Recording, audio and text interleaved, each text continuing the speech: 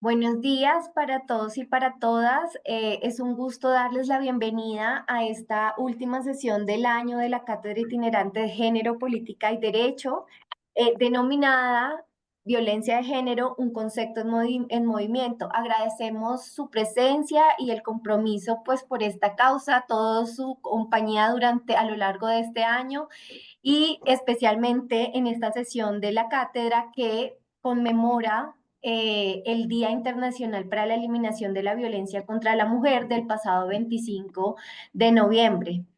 Les vamos a pedir, por favor, mientras estamos haciendo la presentación, cuando nuestra invitada esté en su intervención, mantener los micrófonos apagados.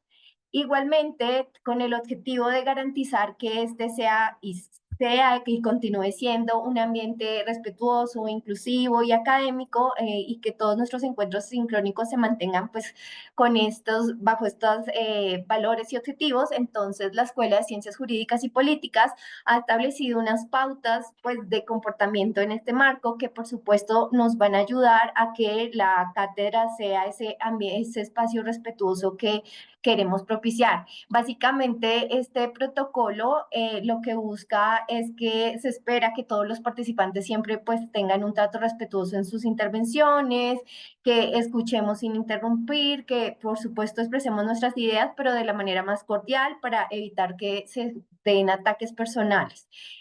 No toleramos, por supuesto, en este marco el uso si quieres puedes devolver por favor la presentación un momentito.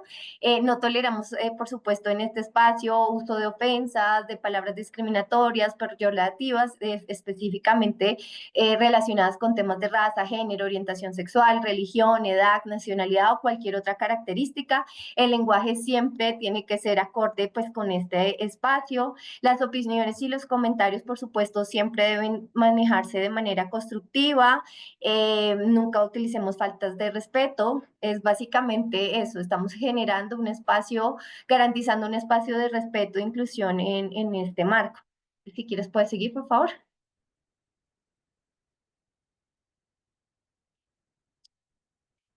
Y básicamente también recomendamos pues el uso, como podemos prender nuestras cámaras, el uso del lenguaje no verbal que sea respetuoso también, los gestos, expresiones que también puedan interpretarse como ofensivas, evitarlas. El chat, por supuesto, es un espacio donde vamos a interactuar, donde pueden hacer sus preguntas, pero por supuesto en el marco del respeto y pues cualquier falta de respeto contra algún participante o alguno de nuestros invitados incurrirá pues en el retiro de este espacio. Estas normas básicamente son para mantener un espacio respetuoso, para garantizar un espacio inclusivo, un espacio académico en cada uno de nuestros encuentros sincrónicos. Ahora bien, volviendo pues al tema que nos convoca hoy, me permito hacer como una breve referencia al 25 de noviembre y este 25 de noviembre es un recordatorio precisamente de la lucha constante de millones de mujeres alrededor del mundo que muestran esa lucha contra la violencia en sus múltiples formas. Este día, 25 de noviembre, nos convoca a reflexionar, a sensibilizarnos y sobre todo a actuar. La violencia de género no solo afecta a quienes la padecen directamente, sino que deja cicatrices profundas en nuestras sociedades, perpetuando las desigualdades que debemos erradicar. La cátedra que nos convoca hoy, Violencia de Género, un concepto en movimiento, precisamente refleja la necesidad de comprender la violencia de género como una problemática que es compleja, pero que a su vez es dinámica. Los patrones de violencia evolucionan al igual que nuestra manera de enfrentarlos y hoy precisamente queremos abrir un espacio para analizar las diferentes dimensiones de esta problemática, así como construir conjuntamente estrategias colectivas que promuevan esa igualdad y esta justicia de género que tanto necesitamos. En este sentido, quiero agradecer especialmente a nuestra invitada del día de hoy, Adriana Marcela Pérez Rodríguez, quien nos compartirá sus valiosos conocimientos, sus experiencias en ese campo. Su labor diaria inspira el cambio que necesitamos para esta lucha que mantenemos en contra de la violencia contra la mujer. Adriana es politóloga, es internacionalista de la Universidad de Reading, Inglaterra, es magíster en estudios de género de la Universidad Nacional de Colombia. Actualmente estudia el doctorado en Women in Gender Studies en la Universidad de Toronto, Canadá. Es cofundadora y exdirectora del Observatorio de Asuntos de Género de Norte de Santander. Ha trabajado con distintos entes estatales, organizaciones internacionales y nacionales para la protección de los derechos de las mujeres y la población LGBTQ+. Entonces, pues nada, sin más preámbulos, le doy la bienvenida, pero antes nuevamente agradecer a cada una de las personas presentes por dedicar pues este tiempo de la cátedra a lo largo del año y hoy para reflexionar y sumar esfuerzos en esta lucha contra la violencia de género. Entonces, sin más, bienvenidos y bienvenidas, bienvenida Adriana a este espacio. Hola, buenos días a todos, a todas y a todos acá. Muchísimas gracias por permitirme este espacio para dialogar sobre algunas reflexiones que he venido teniendo y he venido generando desde hace un tiempo a raíz de la experiencia que tengo en el trabajo de la prevención de violencias de género, de violencias contra las mujeres, de violencias contra personas LGBT y población migrante. Quiero compartir una presentación muy breve que traje acá. Entonces, espérenme, voy a compartir la pantalla y ustedes, por favor, me pueden indicar si están viendo mi pantalla. Sí, la estamos viendo. Si quieres, puedes ampliarla un poquito. ¿Ya está ampliada? ¿La Ah, pueden ver sí, ampliada? ya, sí, ya la Perfecto. podemos ver. Bueno, muchísimas gracias nuevamente. Yo quiero charlar con ustedes acá sobre esta sensación que he tenido, pero que no solo es mía, sino que yo creo que refleja el quehacer de distintas personas en los distintos sectores que se trabaja por la prevención y la erradicación de violencia de género. ¿Y a qué me refiero cuando digo que la violencia de género la estoy entendiendo como un concepto en movimiento? Yo quisiera poder responderles esta, espérense, no sé por qué, allá. Esta pregunta es a partir de mi experiencia personal, que como les dije, es la experiencia pues de muchas personas que participan en movimientos feministas y en el trabajo por la prevención y la erradicación de las violencias de género. Desde mi vida, desde el inicio de mi vida profesional, yo he venido trabajando en distintos campos con este fin, desde ONGs nacionales, ONGs locales, como la que se comentó en la introducción, que fue el Observatorio de Asuntos de Género del Norte de Santander, también agencias internacionales como OIM y también con instituciones del Estado como la Secretaría de la Mujer en Norte de Santander y la Secretaría de las Mujeres en Medellín, en proyectos que buscan garantizar una vida libre de violencias para las mujeres, para personas migrantes y para personas LGBTQ+, por medio de la prevención de las violencias de género, pero también por medio de, por ejemplo, el fortalecimiento de estrategias para prevenir la trata de personas, la generación de información y análisis sobre violencias, la capacitación al personal de planta, a funcionarios y a funcionarias del Estado para un debido cumplimiento de sus obligaciones legales con las víctimas de violencia de género y de trata.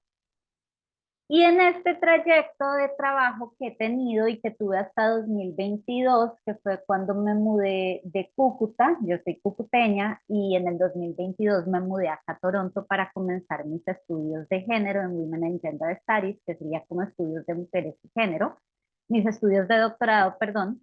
Eh, en este trayecto que he tenido, he sentido o he comprendido cómo el concepto de violencia de género se complejiza. Y con esto quiero hacer una aclaración, no es que se complejice la violencia, que también pasa, hemos visto cómo hay unos casos muy complejos, pero se complejiza, lo que me refiero con esto es cómo la entendemos. cómo la conceptualizamos, cómo la abordamos. Y esto se complejiza porque está respondiendo a los debates y a los interrogantes que van surgiendo en estos distintos espacios en donde estamos procurando su prevención y su erradicación. Es decir, nosotros conocemos, yo creo que acá todos y todas y todes conocemos lo que significa, al menos a grandes rasgos, el concepto de violencia de género. Y en Colombia, como ahorita brevemente vamos a ver, hay una ley que tiene unas 4 tipificaciones.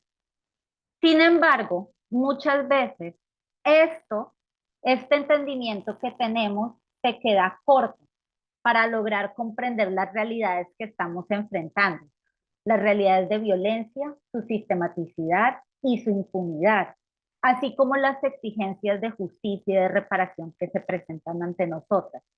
Como sentimos que se queda corta a veces la definición que tenemos de violencia de género ante las realidades que estamos teniendo, también sentimos que se quedan cortas las respuestas que tenemos a disposición para erradicarla y para prevenirla.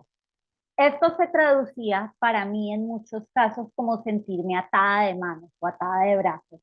Me sentía limitada ante una realidad que no se apegaba a lo que yo sabía y lo que yo entendía por violencia de género y cuyas fuentes de conocimiento, es decir, las leyes, los decretos, las convenciones internacionales, no nos brindaban las herramientas necesarias para poder entender lo que estaba pasando y actuar frente a ello. A esto es lo que me refiero cuando digo que el concepto de violencia de género se complejiza. Cuando creemos tener claridades sobre lo que significa, cuando consideramos que tenemos unas fuentes de información robustas que nos dan a entender qué es lo que está pasando ante nosotros, cuáles son las definiciones de violencia, cuáles son sus implicaciones y por ende qué respuestas podemos dar, las realidades tan complejas de violencia hacen que todos estos avances se sientan limitados. Por eso, y es por eso que en esta cátedra quiero comentarles sobre 4 momentos de mi experiencia laboral como activista y académica en que me sentí limitada frente a una realidad que escapaba a mi conocimiento y cómo esto ayudó a ampliar también mi entendimiento sobre las violencias de género. Por eso considero que se encuentra en movimiento.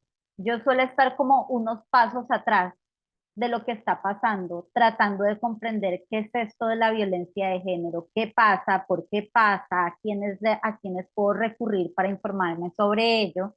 Y cuando ya siento que tengo dominio sobre el tema, algo ocurre otra vez y me doy cuenta que mi conocimiento está limitado.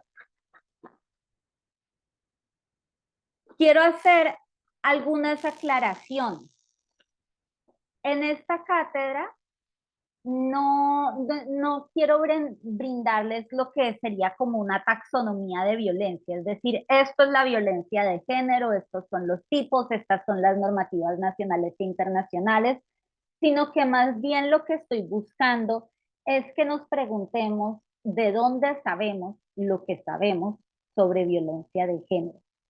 ¿Cuáles son las fuentes de conocimiento que tenemos sobre las violencias y cuáles son las implicaciones que nos informemos de esas fuentes y quizás no de otras? ¿Qué otras fuentes de conocimiento sobre la violencia de género podemos tener y qué posibilidades se nos brindan cuando ampliamos no solo la definición en nuestro entendimiento sobre la violencia de género, sino también sobre otras fuentes de conocimiento que podemos consultar? Por fuentes de conocimiento, yo no me refiero únicamente a las leyes, a los textos, a los decretos, sino también a las personas y a sus experiencias sobre violencia, ya sea que hayan sido víctimas de violencia o que estén enfrentando y tratando de luchar contra la violencia de género o en muchos casos ambas, como suele suceder. Y es que muchas veces cuando nos sentimos limitadas o limitados o limitadas para comprender lo que es violencia y por qué ocurre, es porque nos apegamos a los avances normativos. Ah, esto dice la ley que es violencia de género, entonces ya lo entiendo de esta manera.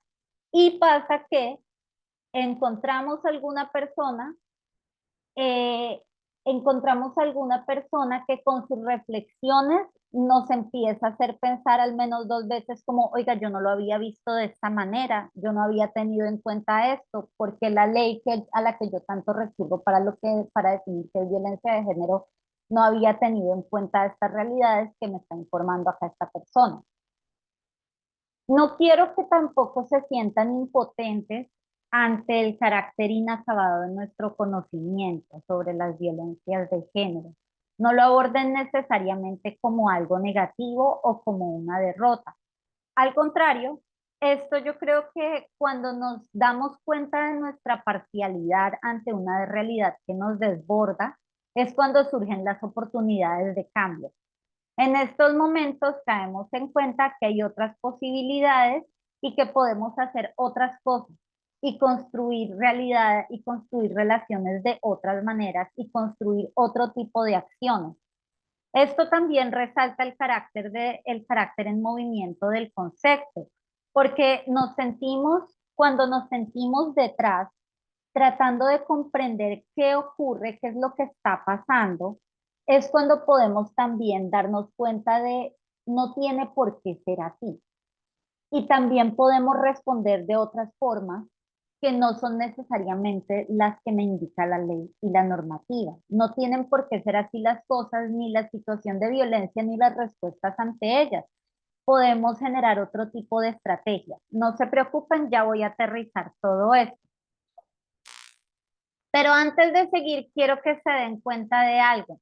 Yo estoy utilizando el concepto violencias de género y sin embargo, en el universo colombiano que tenemos de información sobre violencias, algunas se refieren a violencias contra las mujeres, otras violencias basadas en género, otras violencias de género, y sigue habiendo muchas formas de definir esto.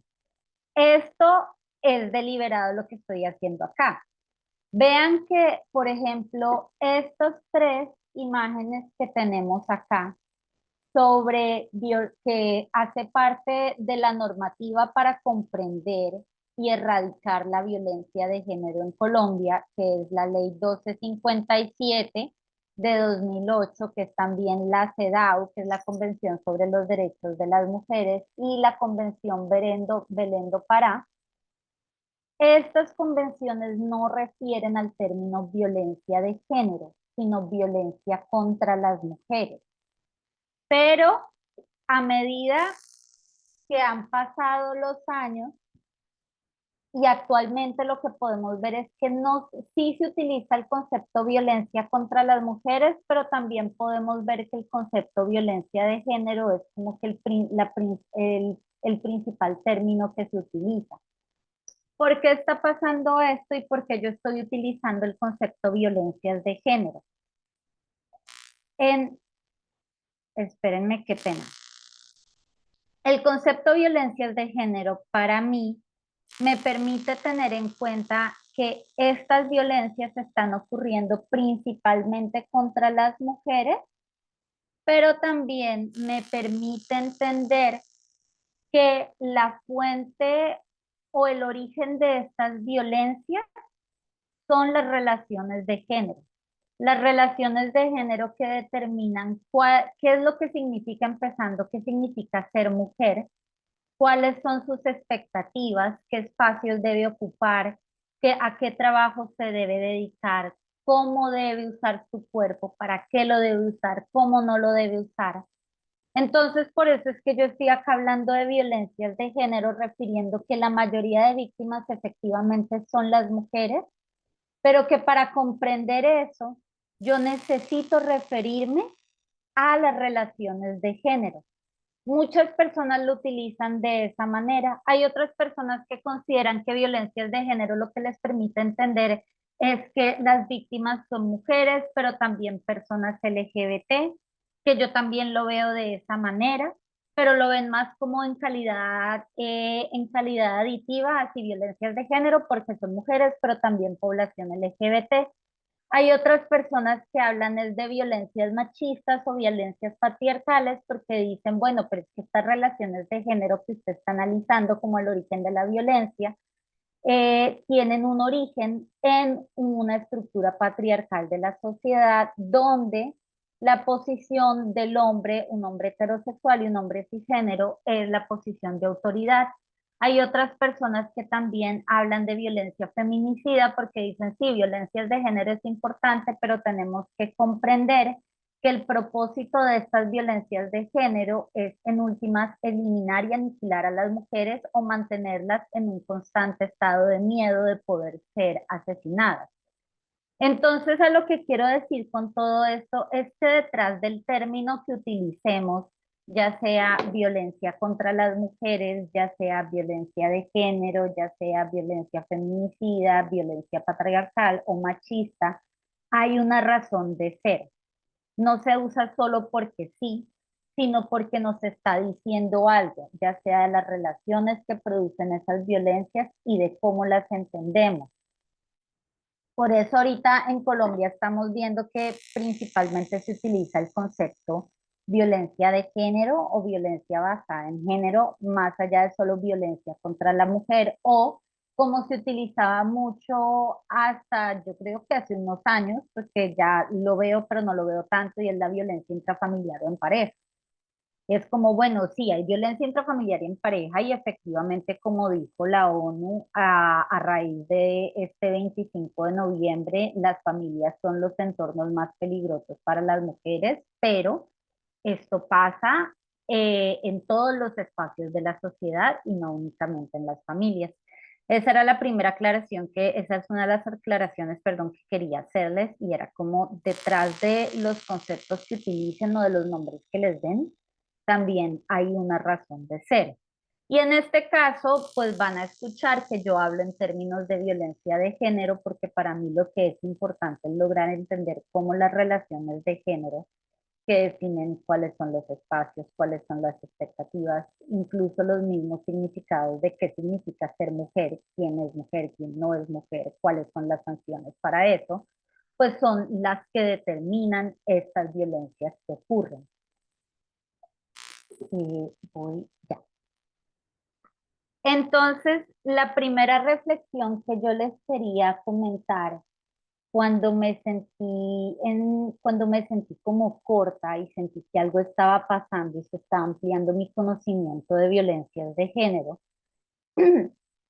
es, es acerca del hiperoptimismo que podemos tener en los avances institucionales.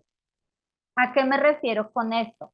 Como yo les comenté, yo he trabajado en distintas ciudades con el Estado, principalmente con las secretarías de las mujeres o la Secretaría de las Mujeres, pero también he trabajado desde organismos internacionales como la OIM, en articulación con el Estado, como por ejemplo con el Ministerio de Salud.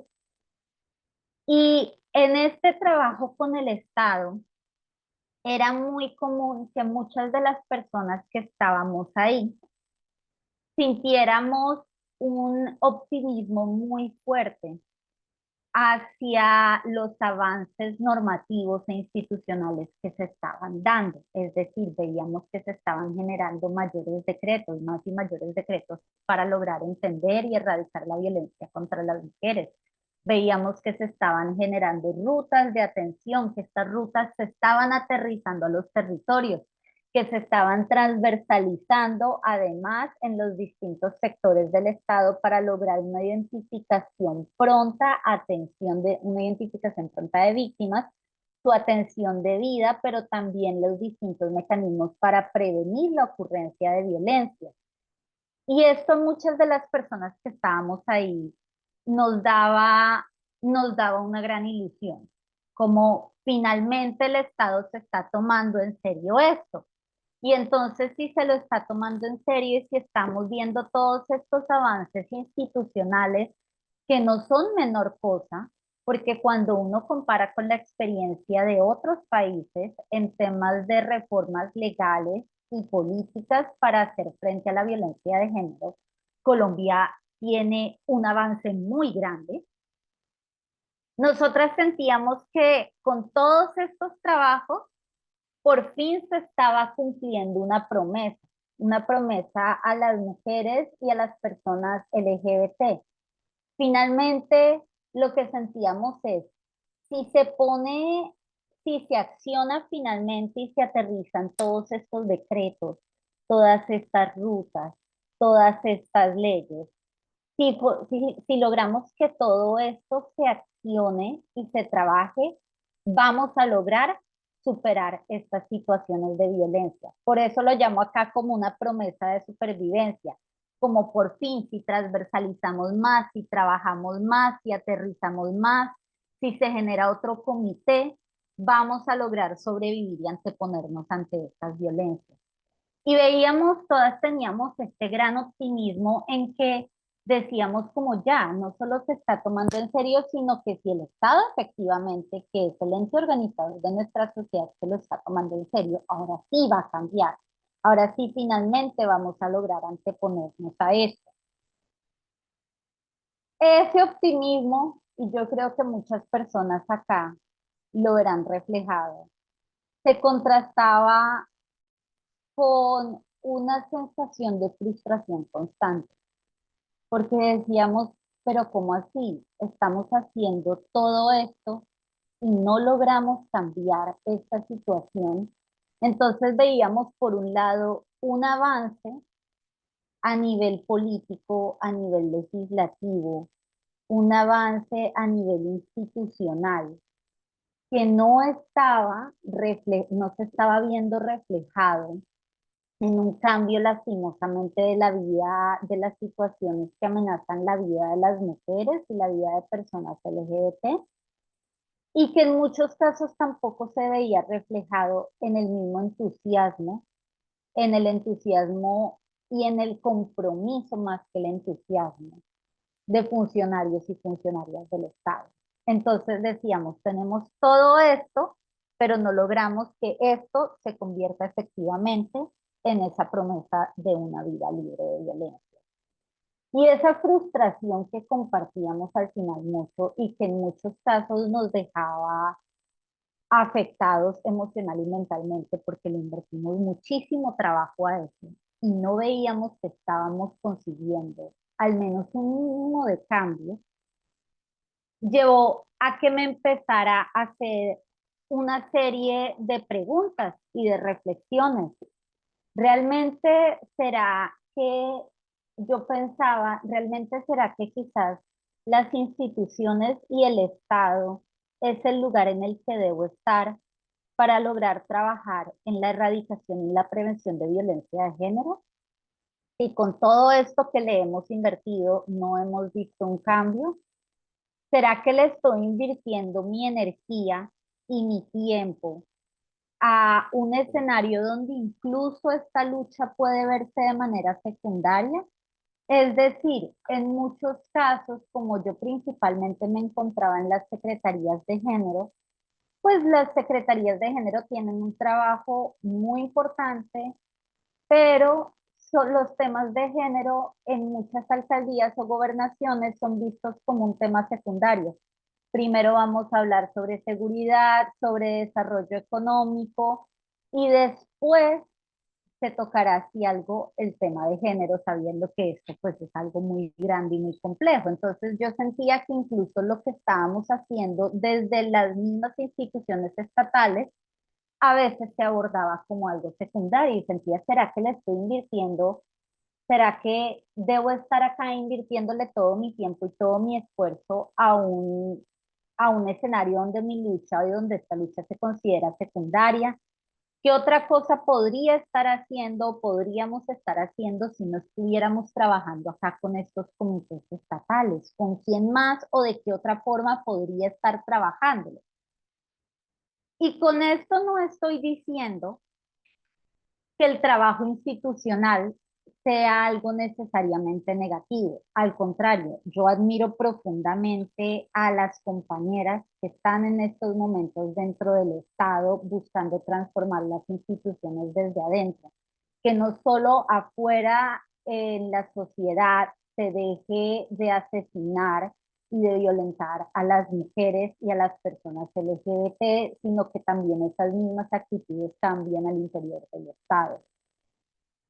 Pero yo sentía que quizás ese ya no era el lugar para mí, que estábamos invirtiendo mucho y que nos estábamos estrellando constantemente contra las mismas paredes. En muchos casos, esas paredes era la falta de compromiso de algunos funcionarios que no permitían que los procesos avanzaran. En otros casos, las paredes era la alta rotación de personas, funcionarios y contratistas, y lo que llevaba a esa alta rotación era que los proyectos se cayeran, que los procesos se quedaran a medio hacer, que tocara volver a empezar. Y en eso yo caí en cuenta que, bueno, quizás este no va a ser el escenario que yo priorice. Admiro profundamente a quienes siguen acá, pero en mi caso quizás voy a enfocarme en priorizar esta lucha contra las violencias de género en otros espacios y no al interior del Estado. Es decir, ahí caí en cuenta efectivamente el trabajo con el Estado y desde el Estado es efectivamente necesario. Esto tiene que hacerse, esto no es opcional, pero no es suficiente. Y ahí fue cuando caí en cuenta que así como hay que fortalecer las instituciones estatales y sus distintos entes, este debe ser un trabajo articulado. Nuestro entendimiento sobre violencia de género se quedaría muy limitado si nos quedamos únicamente viendo al interior del Estado, sobre todo las estrategias para su erradicación y su prevención.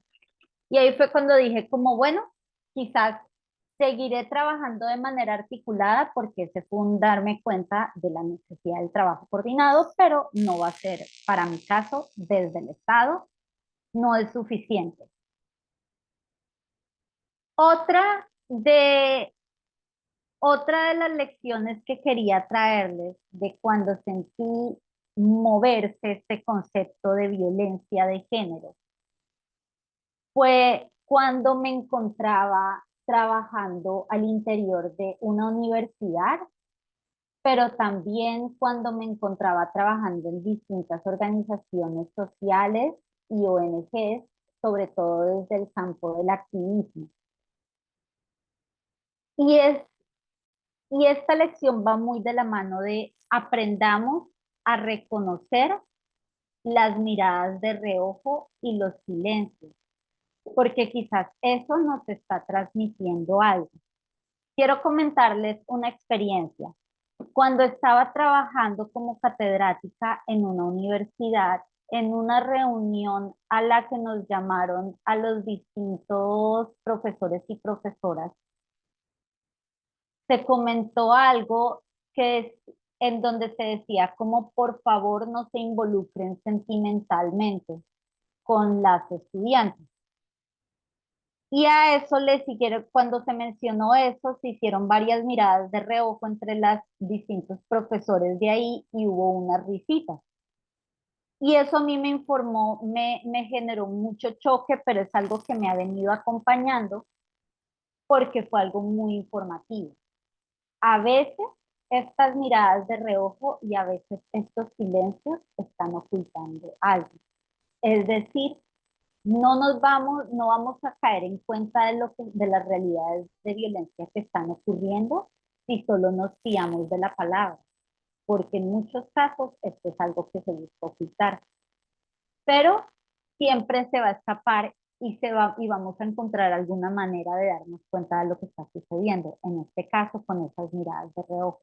Hay que prestarle mucha atención a todo lo que es el lenguaje del cuerpo, los silencios, las miradas compartidas, cómo nos miramos entre nosotros cuando se está transfiriendo, cuando se está transmitiendo alguna información, porque en este caso efectivamente pasó. En ningún momento se dijo, sí, acá está ocurriendo eso, pero esas risas y esas miradas de reojo me hicieron sospechar que efectivamente algo estaba pasando.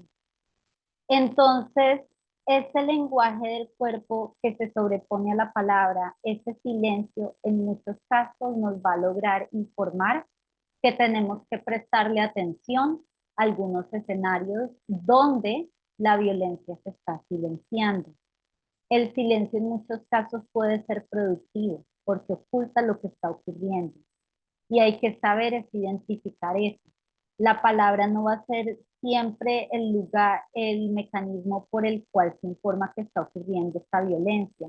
Y esto es muy importante en fechas como el 25N, donde yo veo que se transmiten mensajes como: mujer, tienes que denunciar la violencia que te ocurre, tienes que informarnos, y esa responsabilidad recae sobre las víctimas de violencia.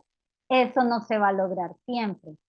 Y si nos vamos a quedar únicamente en saber informar, en informarnos a partir de lo que nos llegue, pues nos vamos a quedar con muy poco.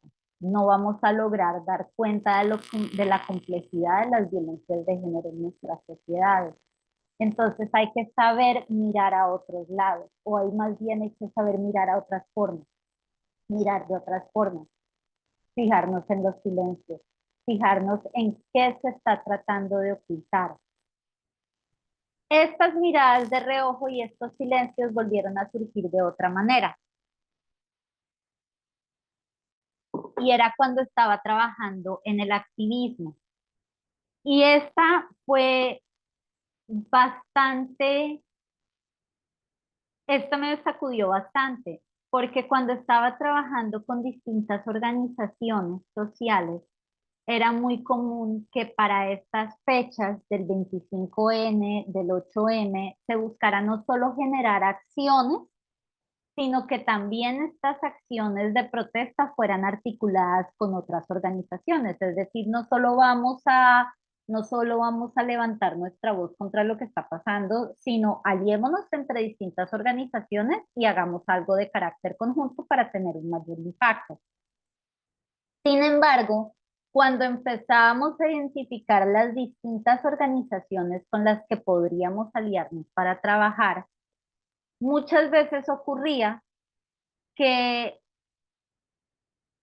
que eso no se podía llevar a cabo. Nuevamente, cuando decíamos, ok, podemos aliarnos con esta organización, había un silencio, había una mirada de reojo entre quienes estábamos ahí y decíamos, no, mejor con ellas no.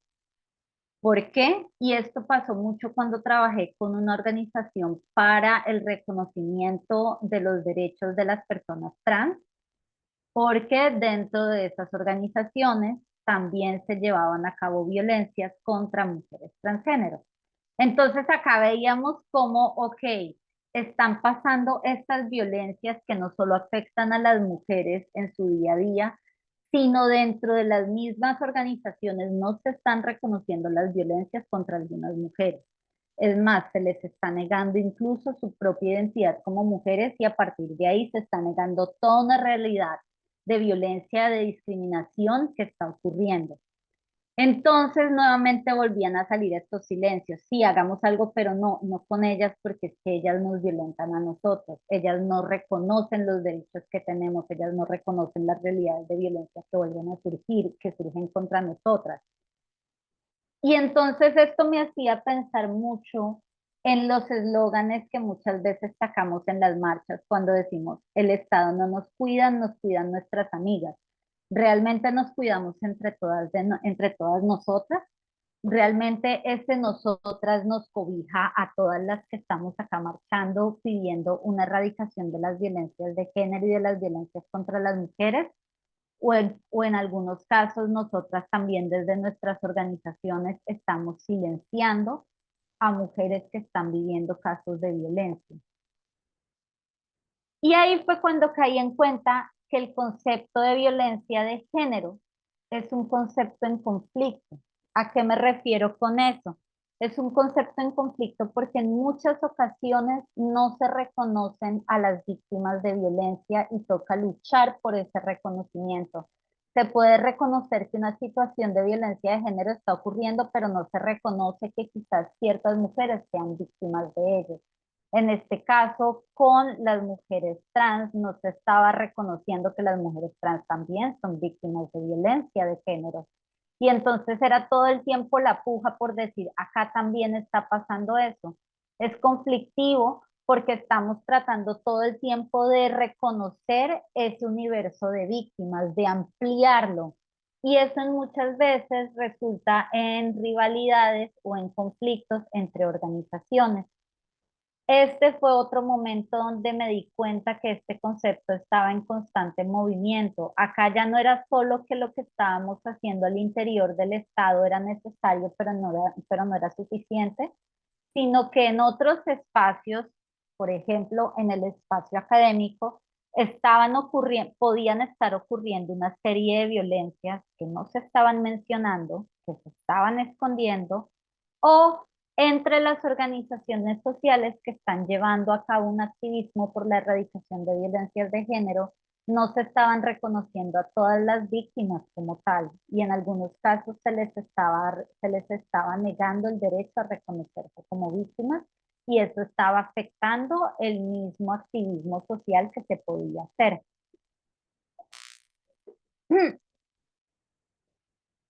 Y acá es cuando me di cuenta, bueno, incluso en los espacios de cambio, están llevándose a cabo escenarios de violencia y no entendía cómo esto era posible.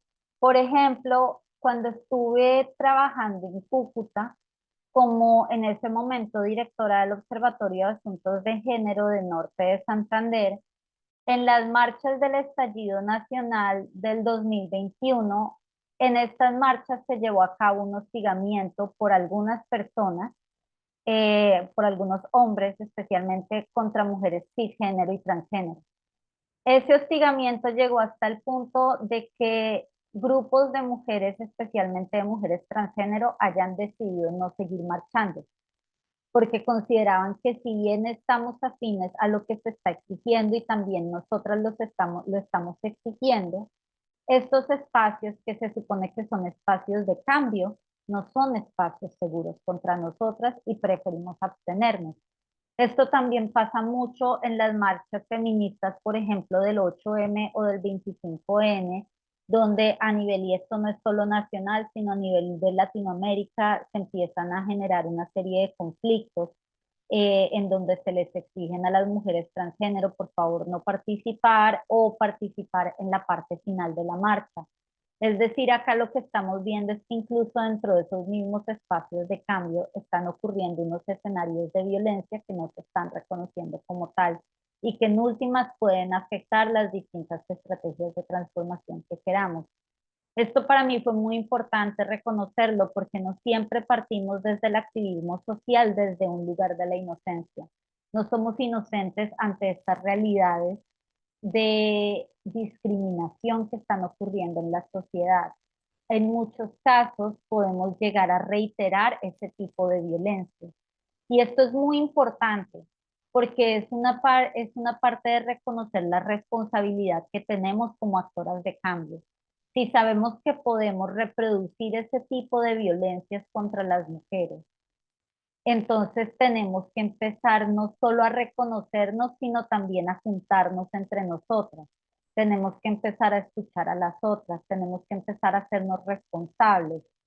Eh, y esta es una de las charlas más difíciles de tocar al interior de los movimientos sociales y al interior del movimiento feminista, donde también partimos de reconocernos como participantes en este escenario de violencia y donde no y donde erradicar la violencia de género es tomar una postura activa en contra de que estas violencias ocurran contra todas las compañeras, incluyendo aquellas que nosotras no pensaríamos como víctimas de violencias de género.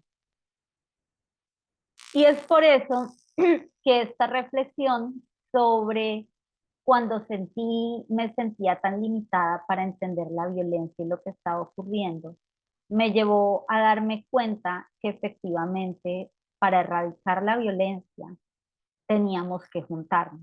Sí o sí tenemos que juntarnos entre todas nosotras, porque a partir de esa juntanza es que podemos caer en cuenta de nuestras responsabilidades y también de cómo podemos transformar esto de manera colectiva. Y ya por último, solo quería cerrar con esto, y esto es algo que he venido reflexionando. desde que llegué acá a hacer mi doctorado y pude tomar como cierta distancia eh, con mi trabajo previo, y esa distancia me permitió ya como reflexionar a mayor profundidad qué era lo que estábamos haciendo. Y es que cuando trabajé en el observatorio, se había una preponderancia de generar información, es decir, nosotras generábamos reportes sobre violencias de género y seguridad con enfoque de género a nivel departamental, y había una preponderancia de que existieran siempre porcentajes, números, de que hubieran datos concretos para lograr caer en cuenta de lo que estaba pasando. Sin embargo, esa importancia del dato no era sentida de la misma manera por todas las participantes investigadas.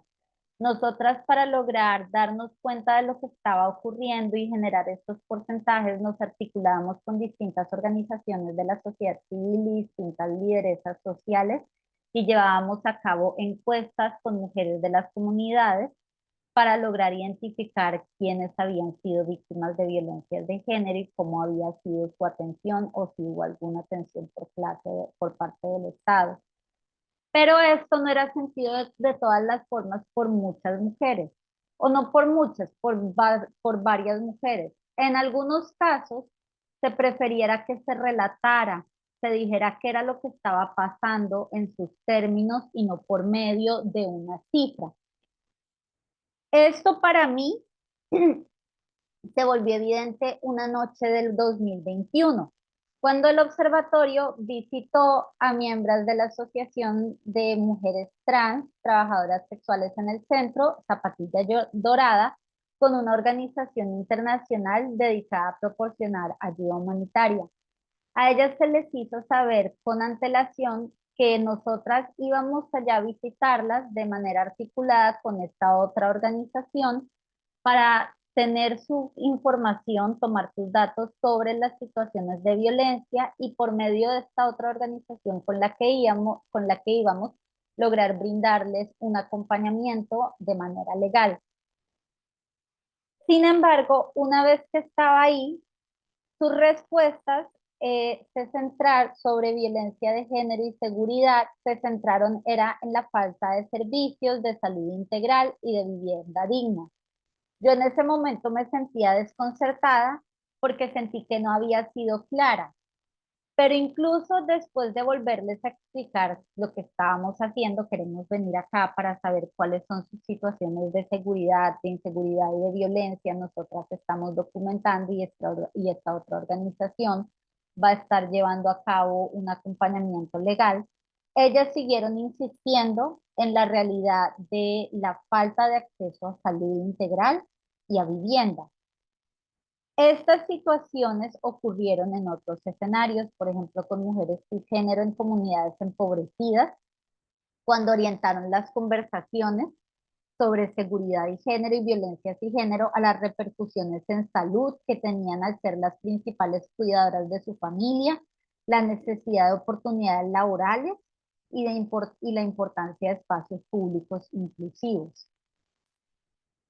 Para nosotras, al inicio era difícil entender esto, si estamos comprendiendo la violencia de género a partir de lo que nos dice la ley 1257, a partir de lo que nos dice la CEDAW, a partir de lo que nos dice la Convención de Belén do Pará, porque estas mujeres están trayendo en cuenta otras experiencias que son igual de relevantes, pero que para nosotras no respondían directamente a lo que significa la violencia de género y la seguridad con enfoque de género.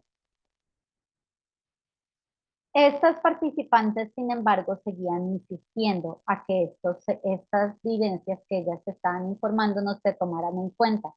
Y en muchas ocasiones, perdón, en todas las ocasiones eso fue así y se tomó en cuenta, se narró en los informes que ellas estaban documentando, ellas estaban hablando sobre nosotras, sobre los abusos policiales, sobre la indiferencia estatal, sobre la militarización de sus vidas, sobre la inasistencia en salud, sobre el empobrecimiento y el desempleo, sobre la precariedad en las economías informales.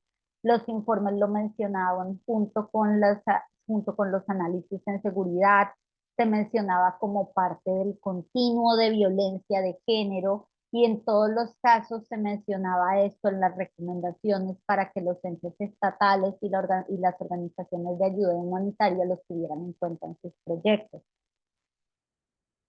Ahí fue cuando logramos entender, o ahí fue cuando yo logré entender que esta insistencia de ellas de comprender la violencia de género no solo como lo que tipificaba la ley en sus cuatro tipos, sino también como algo que tiene que ver con todas las condiciones de una vida digna, incluyendo la salud, la vivienda, el trabajo, el espacio público, una vida libre de violencia en todos los escenarios, un Estado que se preocupara por ellas y que les brindara todas las asistencias necesarias en vez de un Estado indiferente, hacía parte de una pedagogía, porque con esa pedagogía de decirnos, no, no es de esta manera que ustedes entienden la violencia, sino así es como nosotras las comprendemos, estas mujeres desestabilizaban las definiciones que nosotras teníamos por violencia, pero también desestabilizaban la autoridad que teníamos sobre ellos y las fuentes que nos informaban sobre esta violencia de género.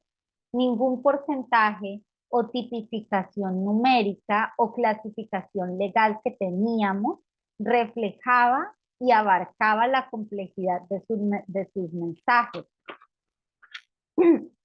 La insistencia de ellas era pedagógica porque rechazaban nuestras fuentes de conocimiento y nuestra autoridad sobre ello para la investigación feminista.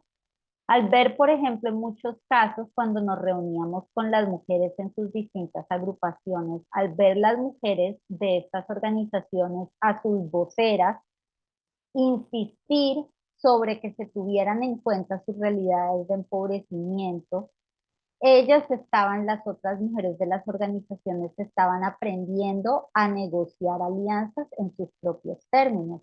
Y en efecto, distintas organizaciones investigadas por el observatorio eran conocidas por financiadores internacionales como problemáticas porque establecían unas condiciones propias para la interlocución y para el trabajo sobre violencias de género. Es decir, definían por ellas mismas lo que significaba la violencia en toda su complejidad y negociaban las alianzas en sus términos. ¿Qué significó esto para mí ya en estos momentos? No es solo la necesidad de inclusión de que en las violencias de género se tiene que tener en cuenta todo esto que vengo diciendo, sino que también interroguemos nuestro conocimiento sobre violencias y la autoridad que tenemos sobre ellos.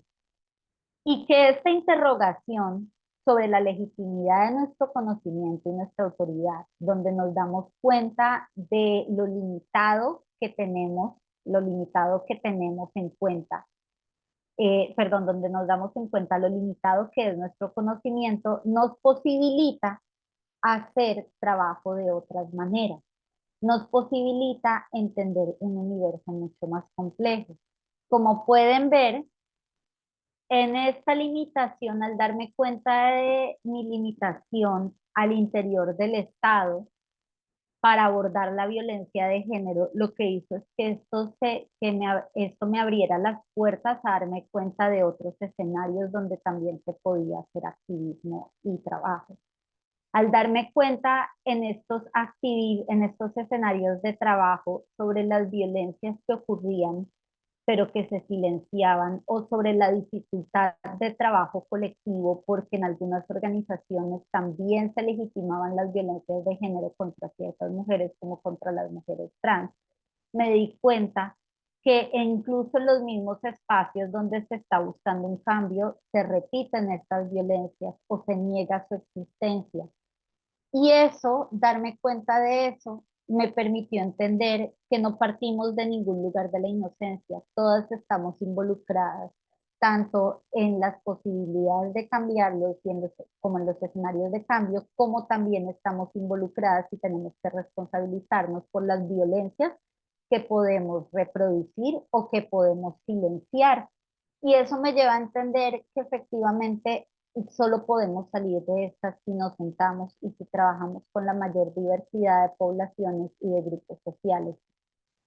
Y en este trabajar con la mayor diversidad de organizaciones y de grupos sociales es que caí en cuenta que incluso las fuentes que tenemos sobre violencia de género nuevamente son muy limitadas, porque las personas que lo viven en su día a día lo entienden de otra manera, de una forma mucho más compleja, donde no solo se habla de violencia bajo las tipologías de la ley o las convenciones que estamos tan acostumbradas a citar en nuestro trabajo, sino que también hablan de violencia en términos de una vida integral con salud, con trabajo, con educación, con espacios públicos libres de violencia, con un Estado que se interese y que procure el bienestar de todas las personas. Y es a partir de esa insistencia que podemos pensar que podemos abordar esta violencia, en mi caso como investigadora feminista, de otras formas.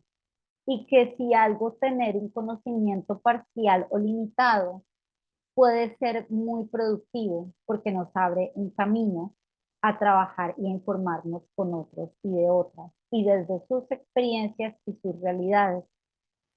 Y esto era lo que quería comentarles hoy a partir de estas reflexiones sobre ese movimiento del concepto de violencias de género y cómo constantemente nos damos cuenta de lo limitados que podemos estar ante ellos, pero que si algo de eso es una oportunidad para tomarnos más en serio este propósito y para lograr transformarlo.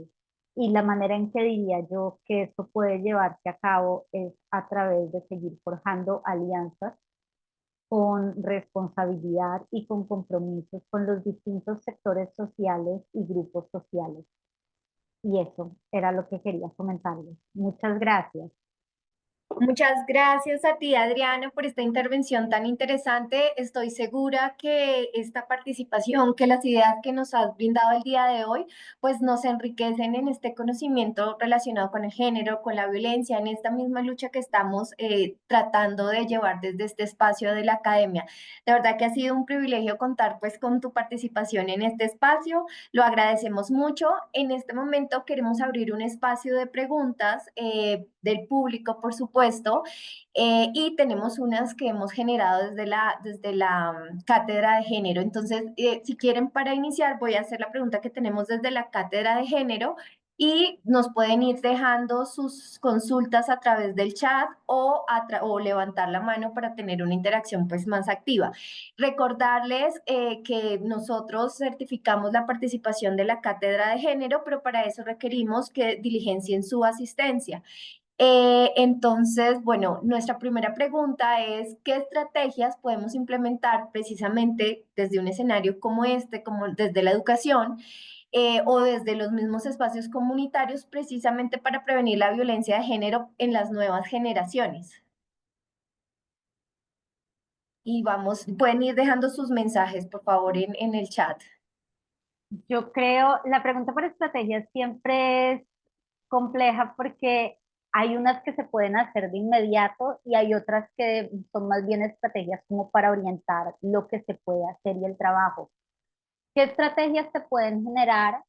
Yo sí creo que es importante que para abordar violencias de género, más bien para abordar la erradicación de violencias de género, se tienen que trabajar de manera articulada con los distintos sectores sociales.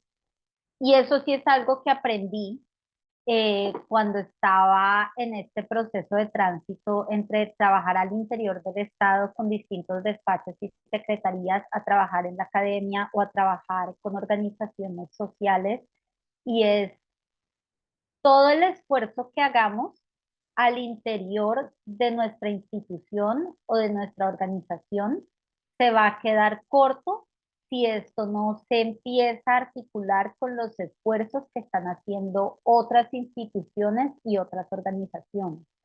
La violencia de género como fenómeno tan complejo en la sociedad solo se le puede hacer frente si se trabaja de manera articulada entre el Estado y los distintos sectores civiles y los distintos sectores también educativos. Pero eso me lleva a mí un interrogante y es, todas las respuestas no pueden salir desde las políticas públicas, las leyes y los decretos, y es que en la sociedad civil y en las instituciones educativas se implementen. El Estado también tiene que responder ante los interrogantes que salen desde las organizaciones sociales y desde las instituciones educativas que le dicen, eso no es suficiente, eso es contraproductivo, eso no responde a las realidades. Es decir, se tiene que crear una comunicación en doble vía, no solo desde las leyes, desde las normativas, para que se implementen estos escenarios, para que las organizaciones movilicen y generen proyectos con esa estrategia, sino que también se tiene que dar cuenta de que, bueno, en muchos casos lo que se genera a nivel estatal no va a responder a todo lo que está reflejándose a nivel social. Y eso, por ejemplo, yo lo entendí cuando estaba en contacto con las comunidades y las organizaciones sociales con las que trabajamos desde el observatorio. A nivel estatal tenemos unas leyes, unas normativas, unos decretos muy robustos para entender la violencia de género, y esto es un avance muy importante teniendo en cuenta que muchos otros países no cuentan con ellos. Pero cuando estábamos en contacto con las personas nos decían, bueno, sí, esto es importante, pero para nosotros también violencia, y para entender la violencia de género yo también tengo que entender que no tenemos acceso a un trabajo digno. Y esto me deja en unas condiciones de precariedad y de vulnerabilidad mucho mayor. Entonces, quieren erradicar la violencia de género, hablemos de trabajo digno, hablemos de asistencia en salud integral, hablemos de vivienda digna. Y entonces ahí es cuando uno cae en cuenta lo limitado también que tenemos la visión sobre cómo responder a ello, y que para poder hacerlo, una estrategia sería justamente tener este diálogo constante y esta articulación constante donde nos amplía justamente este conocimiento sobre violencia, pero también cómo responder a ella de una manera integral y sobre todo enfocada en su prevención.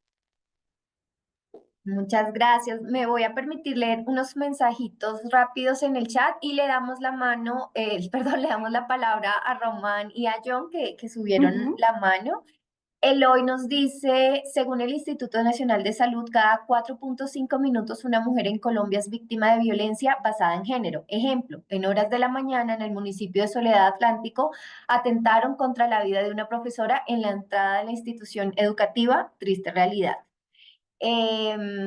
Cata nos dice, tantas personas están tan ocupadas consiguiendo el sustento de cada día que no hay tiempo para denunciar violencias arraigadas culturalmente. En general, el público pues nos da te da las gracias, por supuesto, por tu participación. Bueno, si quieren, vamos a seguir con las dos manos levantadas y luego pasamos a las preguntas del chat. Entonces, adelante, Román. Por favor, ¿puedes abrir tu micrófono? Buenos días. ¿Me escuchas? Sí, buenos días.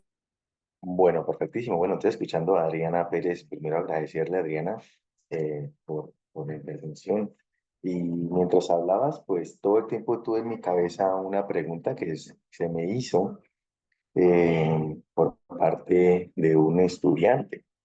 Y pues sí, comparto lo de esto en la violencia de género, pero entonces cuando entro pensé que de pronto sí se me iba a responder esta pregunta.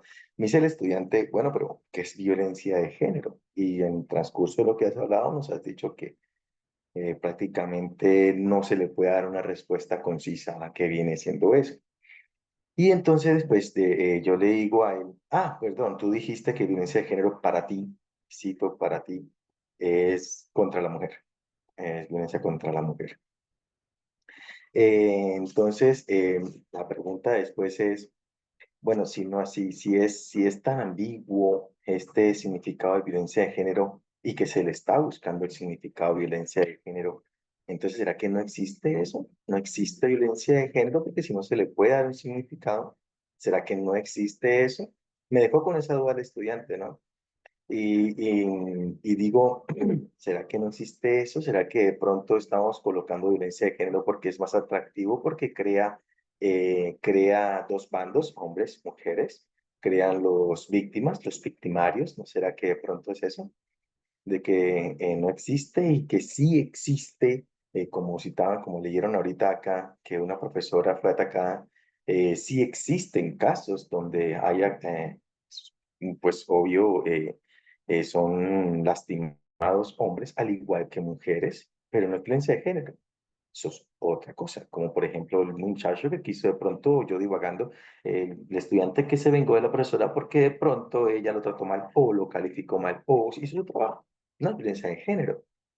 El caso, pues, que tú decías de que cuando estamos en la labor y se nos mira que las risitas, que lo esto, que lo otro, eso también se llamará violencia, porque todo eso me gustaría a mí saberlo, sí, porque yo no puedo solo a mis estudiantes llegar y decir, o cuando se me pregunte, cuando estemos en una conversación, eso es violencia de género, o perdón, eso es violencia. No, profesor, es que eso no es, yo no puedo coger una balanza y decir todo es violencia de género, todo es violencia, me siento víctima, porque no siempre va a ser así, siempre hay cosas extras que de pronto yo puedo decir, oye, mira, eso no es violencia, como dice un estudiante, porque yo le digo, es que usted, pienso yo que cuando estemos con nuestros hijos, nuestras hijas, a nuestras hijas, perdón, a mi hijo, yo cuando él se pega, yo le digo a mi hijo, que fue una sesión que tuvimos antes acá, a mi hijo se cayó y le digo, bueno, papi, levántate, que yo no sé qué. Y a mi hija, si se cae, yo la alzo. No, eso es violencia contra la niña o violencia contra el niño. Entonces, eso no creo que sea violencia, no creo que esté mal. O sea, mi pregunta es, si no hay algo que me diga, esto es violencia de género, esto es violencia, aquí se ve la violencia de género, ¿cómo puedo yo decir que es violencia de género entonces, sin de pronto yo decirlo, lo creo, sino que de verdad? Algo que me diga, mire papá, o estudiante, o tú que me estás preguntando, a ti, que aquí te contesto y soy concreto con la respuesta.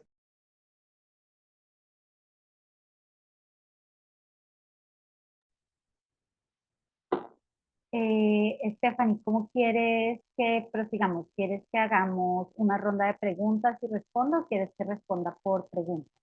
Como tú consideres mejor, de pronto es importante, de pronto esta pregunta para aclarar ¿Sí? el contexto y seguimos haciendo preguntas y respuestas.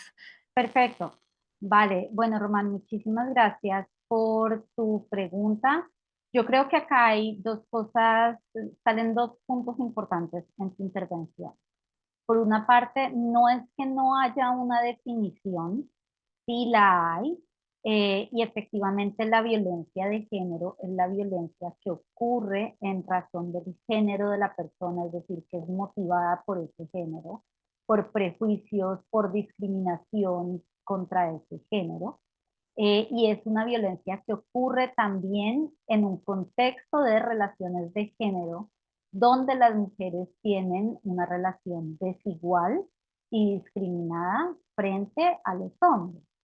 Entonces, sí la hay y yo te podría referir a la ley 1257 de 2008, donde ahí también se tipifica la violencia de género como violencia física, violencia psicológica, violencia sexual y violencia económica o patrimonial. ¿Qué es lo que pasa?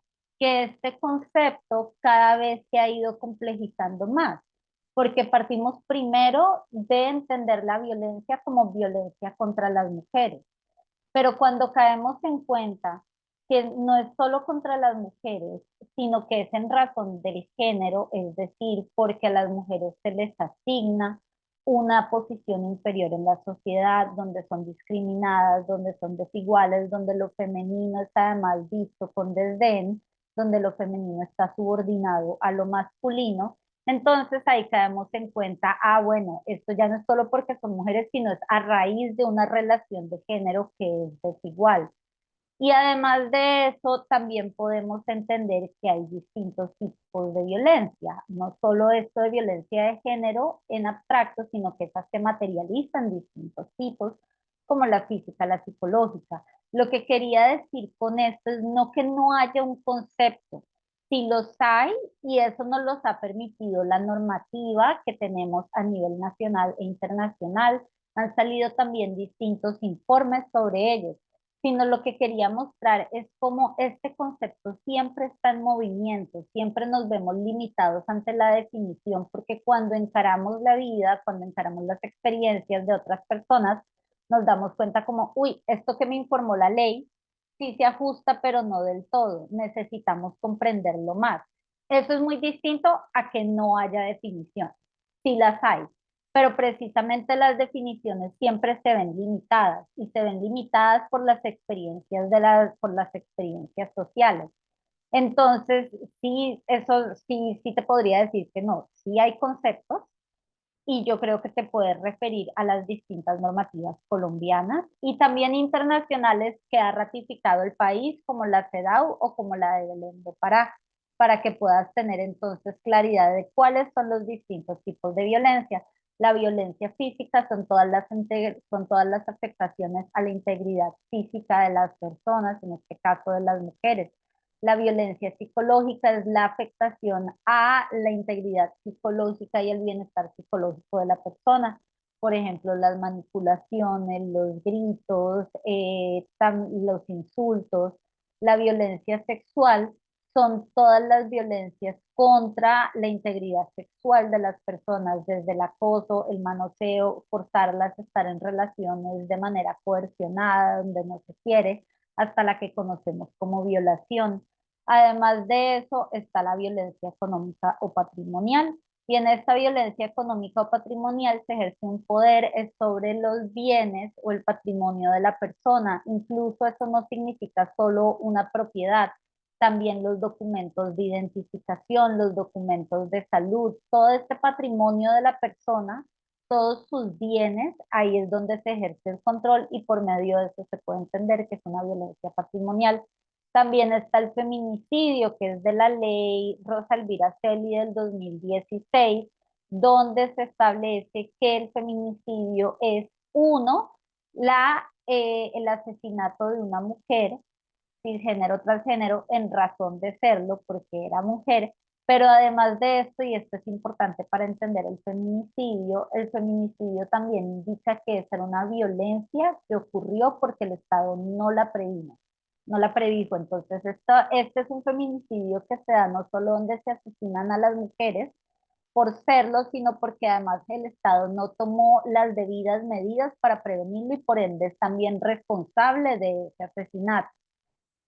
Espero que con ello haya quedado claro tu interrogante y te invito a que consultes las distintas normativas colombianas e internacionales donde se da cuenta de todo esto. Esta era una invitación más bien a pensarnos cómo estos conceptos que tenemos siempre van a quedar un poco limitados y cómo justamente las relaciones sociales y las experiencias sociales de las personas que encontramos día a día en los colegios, en las universidades, en el activismo social, es lo que nos informa a seguir ampliando y complejizando el concepto. Muchas gracias. Bueno, tenemos varias manitos levantadas, entonces vamos dándole participación pues a las personas que la levantaron y luego seguimos con el chat. John Zuluaga, por favor. Bueno, muy buenos días para todos. Adriana, muchas gracias por compartir todo lo que has manifestado durante esta web conferencia. Quiero anotar tres cosas. Lo primero es, yo soy de las personas que piensan que la política transversaliza cada parte de nuestra vida. Desde la política nosotros podemos transformar pues cómo las personas viven y de una u otra manera podemos hacer leyes para que eso sea una realidad. Has compartido cómo has hecho paso a través de activismo político y cómo, pues de una u otra forma, de acuerdo a lo que entendí, me corrige si estoy equivocado, no se ha podido dar ese salto, pues para poder que haya esa representatividad para poder transformar algunas cosas. Lo segundo que quiero anotar es que pues realmente Colombia sigue siendo un país machista, un país patriarcal. ¿Cómo ves tú el hecho de educarle a nuestros niños específicamente? Por un lado, ¿cómo no seguir pues, transmitiendo y no seguir eh, adoptando esas conductas que definitivamente nos sigue convirtiendo en un país educado patriarcalmente y machista? ¿Y cómo podemos educar a las niñas para que de una u otra manera sepan que existen, como lo han manifestado, algunas leyes o algunas herramientas que protegen su integridad? Pues está hablando a partir de las niñas, pero también a las personas LGBTQ+, y a las personas que puedan ser víctimas de algún tipo de violencia de género. Y termino con la pregunta.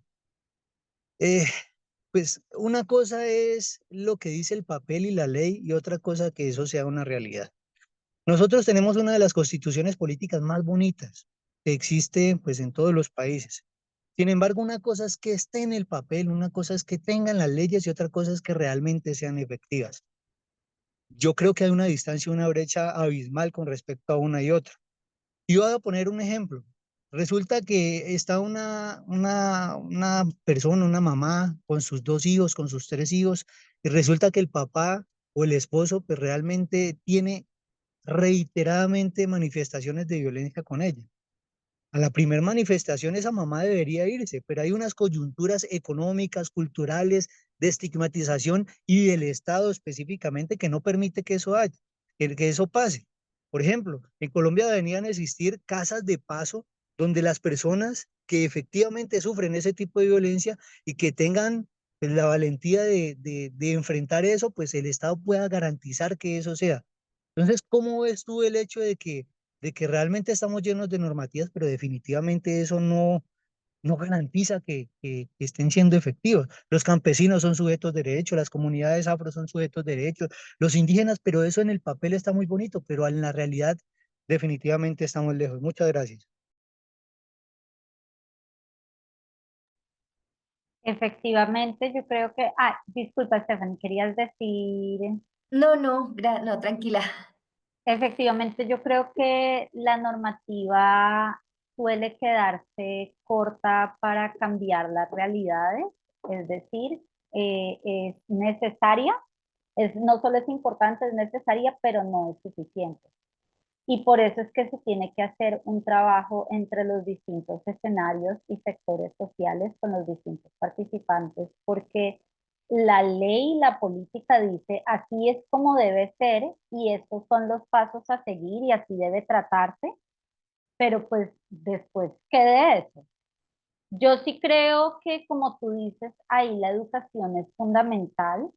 Educación no solo la que se da en los colegios o en las universidades, sino educación entendida como ese relacionamiento cotidiano con las familias, donde a los niños y a las niñas les dicen qué se puede hacer, qué no se debe hacer, cómo se debe hacer, qué está bien, qué no está bien.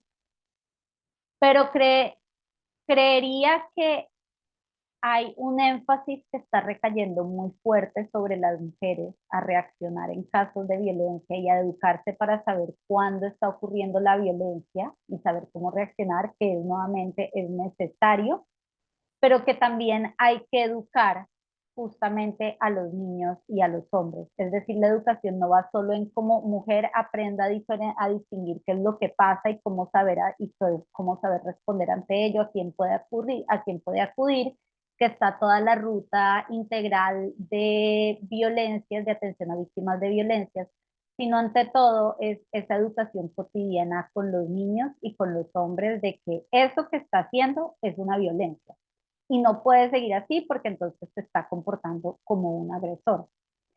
Y eso sí siento que es algo que quizás no está pasando tanto.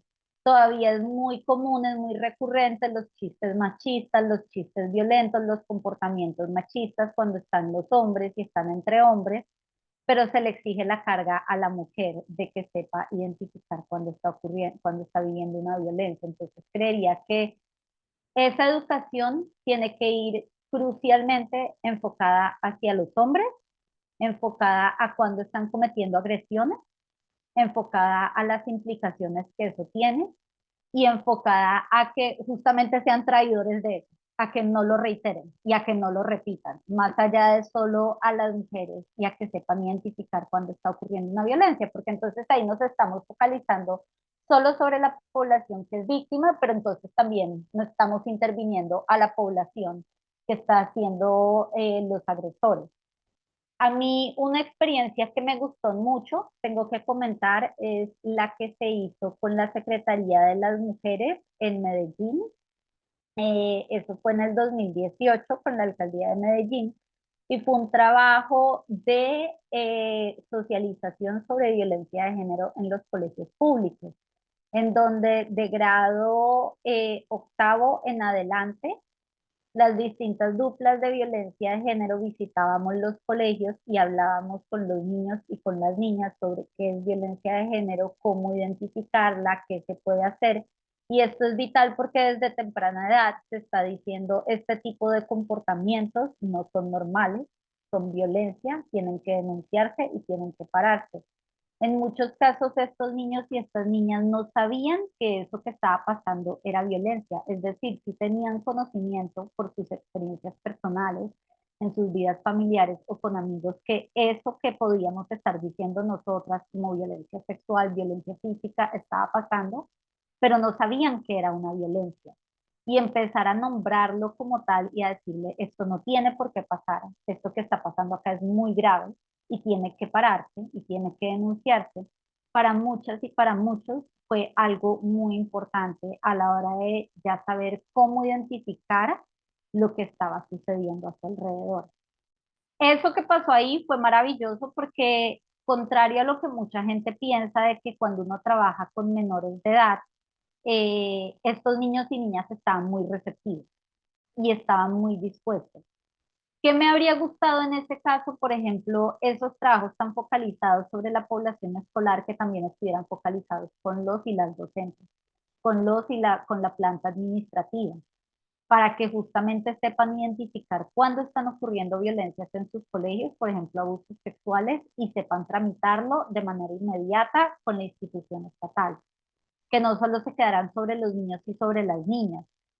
Nuevamente, estos escenarios de educación son importantes.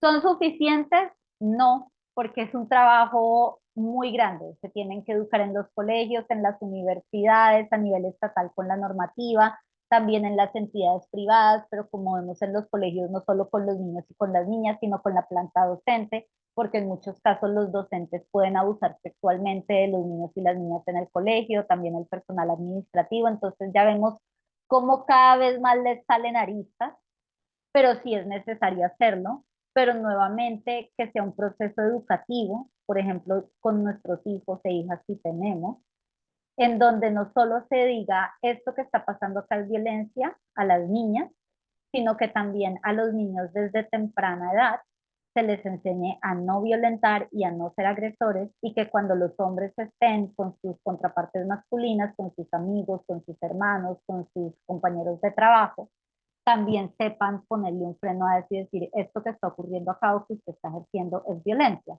Porque si no, nuevamente la responsabilidad recae sobre las víctimas en tener que identificarlas y denunciarlas, pero sobre los agresores, pues no recae mayor responsabilidad. Entonces, yo creería que podría comentar eso. Muchas gracias. Bueno, tenemos tres manos más, María Camila, Néstor y Eloy. María Camila, por favor. Hola, buenos días, ¿me escuchan? Sí, Hola. sí, te escuchamos. Sí. Sí, te Ajá. escuchamos. A ver, gracias. Sí, son nuevos los audífonos. Bueno, en realidad, aló, aló. Te estamos Tran- escuchando. Sí, te estamos escuchando.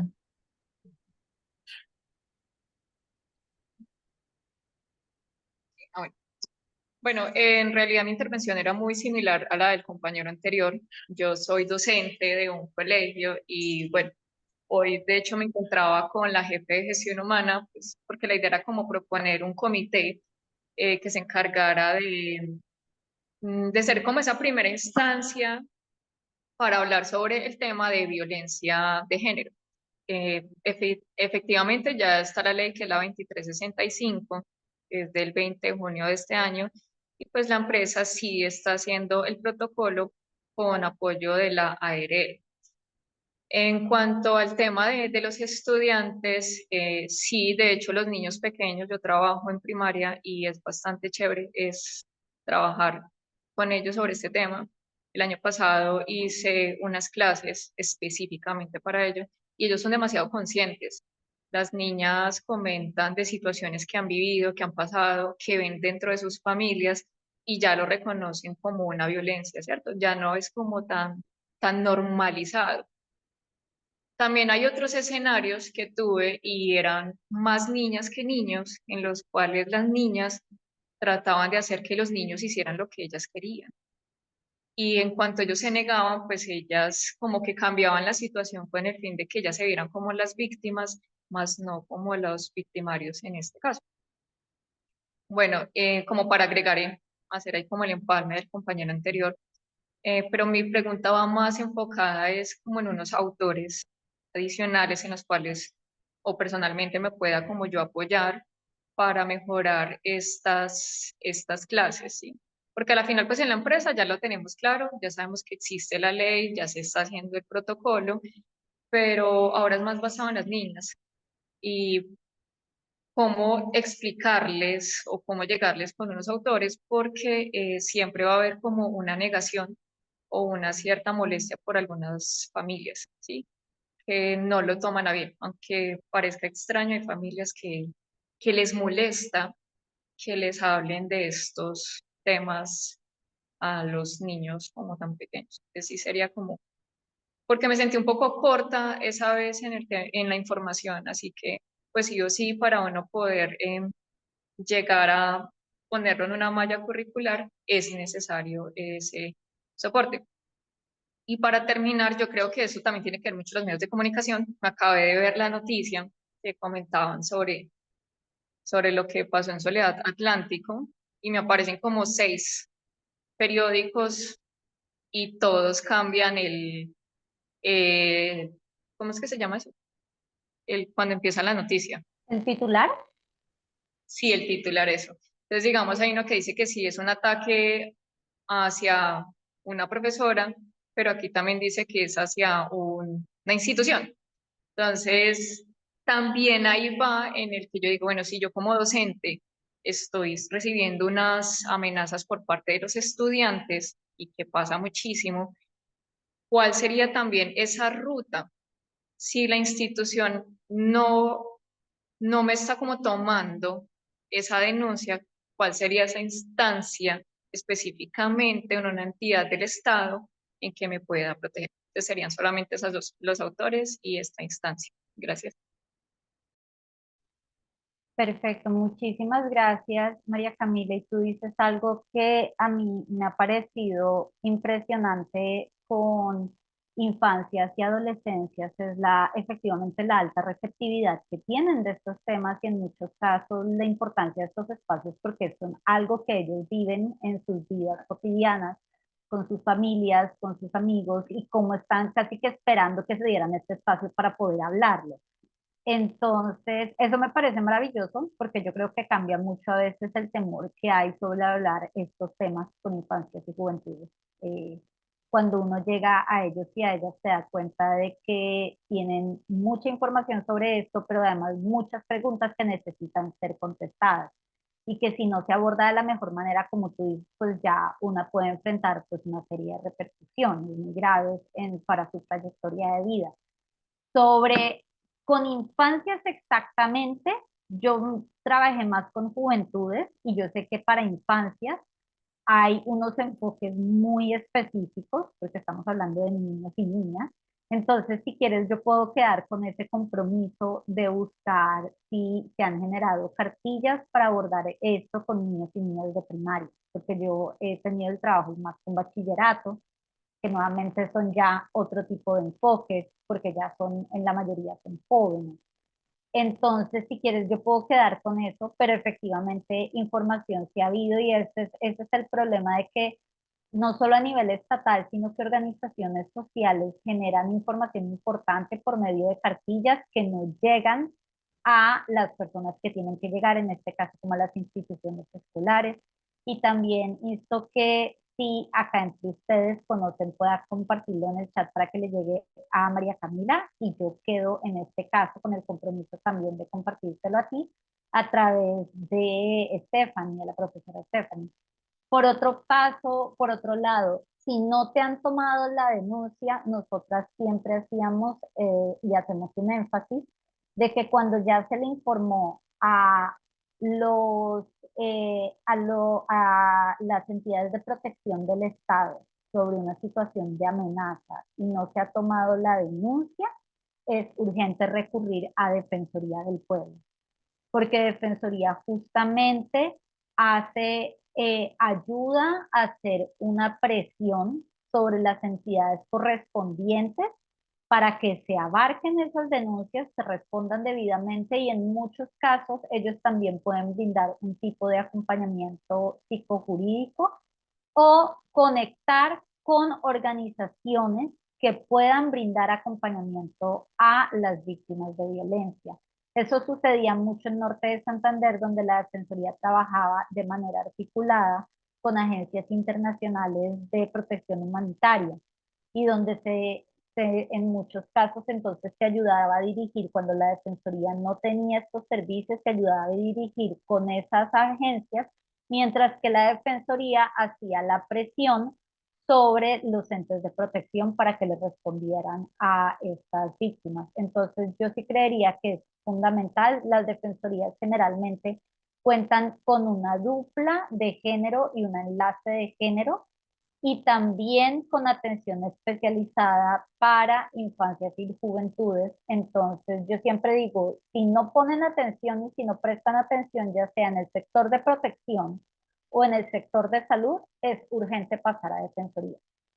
Y en Defensoría ya saben cómo orientar a las víctimas y saben también cómo articular con estas entidades para que respondan lo más debida y efectivamente. Muchas gracias. Para María Camila, hay dos kits de primera infancia que tengo ahorita presente que pueden servir. Uno es de Save the Children, que creo que se llama Mi cuerpo, mi responsabilidad, apostémosle a la equidad o bueno, algo así. Otro, UNICEF, por supuesto, también encuentran herramientas interesantes y como gobierno, Colombia Aprende tiene un kit precisamente de primera infancia que habla situaciones de violencia, les da como una guía, es una cartilla que es libre, de uso libre y también pues está enfocada en la primera infancia, pero igual ya tomo tus datos para enviarte lo que Adriana nos comparta y pues los que quieran también nos escriben al correo de la Cátedra de Género para compartirles. Nuevamente recordarles que en el chat encuentran la asistencia para que por favor la diligencien. Es muy importante su asistencia porque con estas asistencias vamos a poder certificar su participación dentro de la cátedra de género. Bueno, quedan todavía 3 participantes, entonces continuamos. Néstor, por favor.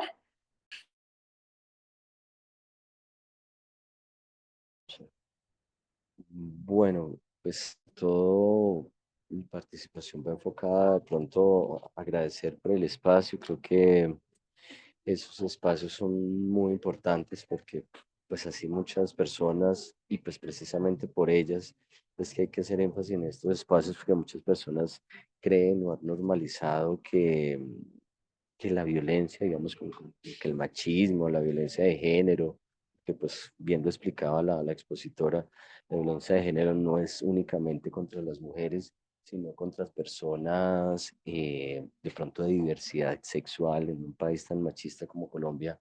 Ese tipo de personas son invisibilizadas de muchas maneras, laboralmente, socialmente, sentimentalmente, digamos, como que en nuestro entorno, en nuestra vida diaria, la verdad está como mal visto que dos personas del mismo sexo se cojan de la mano, se den un beso, o sea, todavía nuestro machismo, como un exceso de religiosidad, como muchos factores de pronto, falta de educación muchas veces, como que no permiten que entendamos que hay personas que piensan, que sienten, que desarrollan su vida de manera diferente y que, o sea, eso es violencia. O sea, yo he visto personas personalmente en algunos espacios y la gente los mira mal, la gente los discrimina, porque esa es la otra palabra. Esa discriminación es muy palpable y eso, pues, eso es violencia. O sea, uno necesita coger un cuchillo, coger un arma, sino a veces con gestos, con formas de tratar a las personas.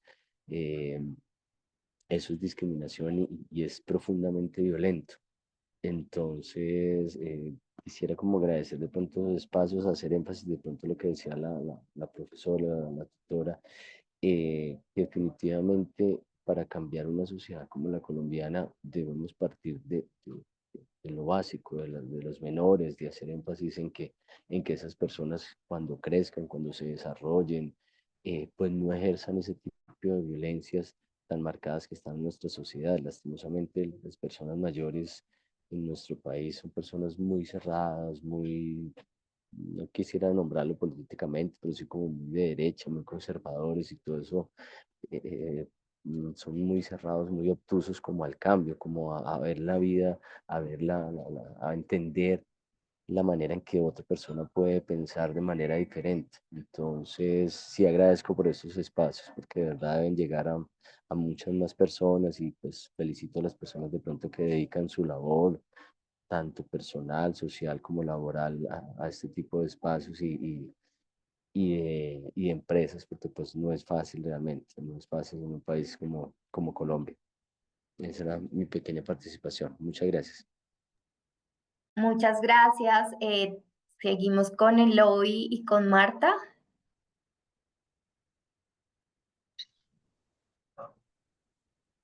Muy buenos días. Muchas gracias por esa valiosa información que acabamos de recibir.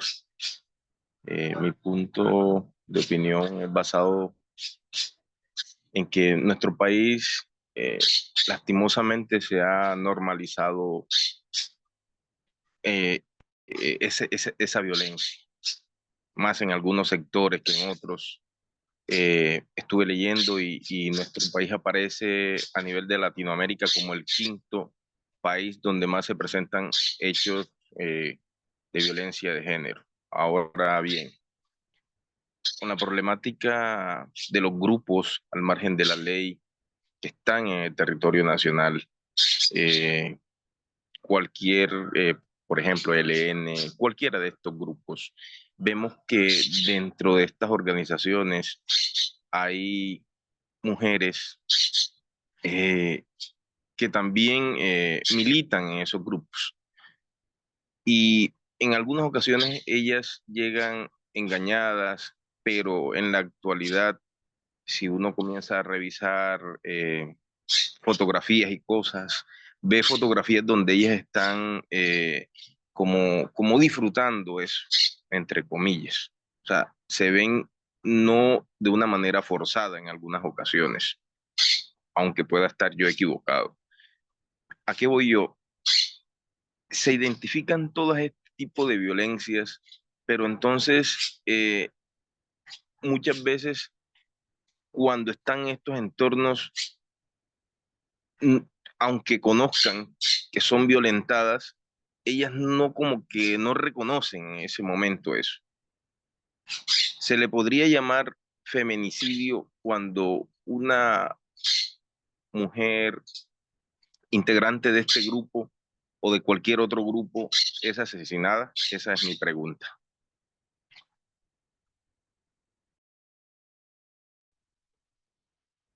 Dale, Eloy, muchas gracias. Y ahí tocaste un punto importante y es el reconocimiento, si la víctima tiene reconocimiento de la violencia que está sufriendo o no.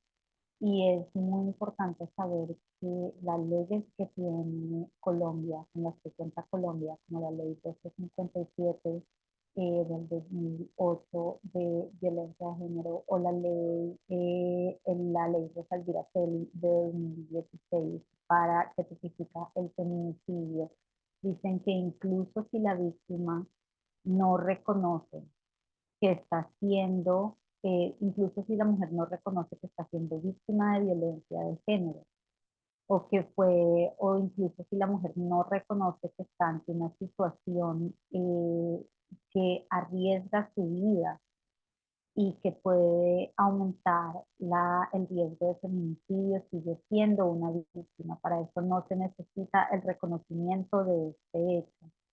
Entonces, incluso cuando las mujeres pueden estar en relaciones violentas, sabemos que hay no solo las violencias sexuales o las violencias físicas, sino también las violencias psicológicas.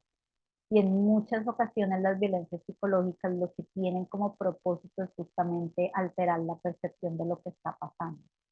y doblegar la voluntad de la víctima.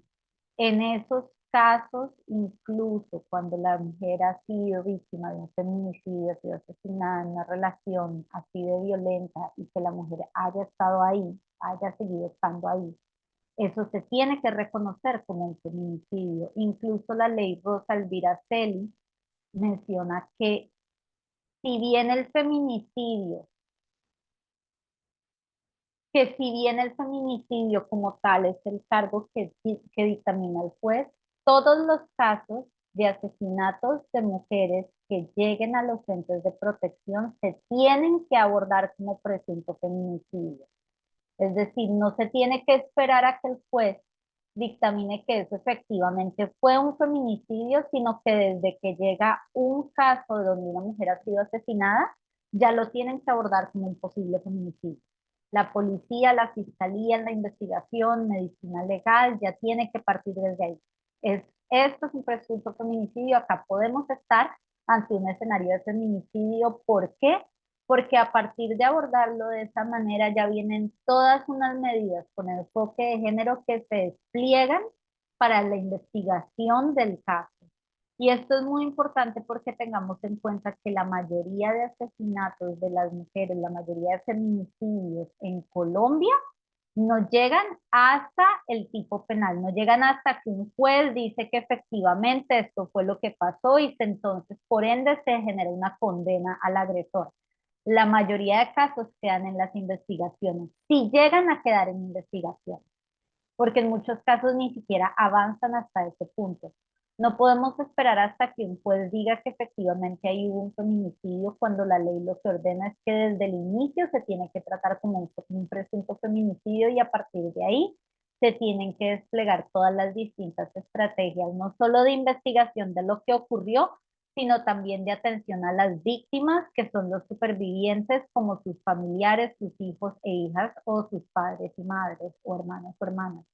Entonces, eso es muy importante reconocerlo, y es que las mismas leyes nos informan que uno, las víctimas no tienen que reconocer que están siendo víctimas de una violencia de género. Eh, en los casos de violencia sexual es importante saber que quienes pueden poner esa denuncia no es solo las víctimas, porque puede que las víctimas no las pongan por distintas razones, no reconocen que están siendo víctimas de una violencia sexual, están siendo coaccionadas, tienen miedo.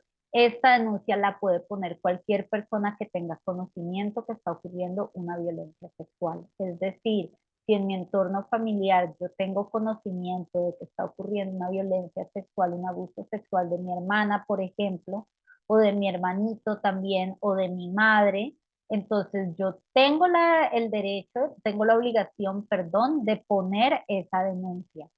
Y por otra parte, en los casos de feminicidio, no se tiene que esperar hasta que el juez ordene que eso fue lo que pasó, hasta que llegue al tipo penal. Desde el inicio se tiene que abordar como presunto feminicidio. Muchas gracias. Bueno, tenemos dos manitos levantadas, pero quiero darles una información importante porque ya veo que están empezando de pronto a algunas personas a dejar nuestro espacio.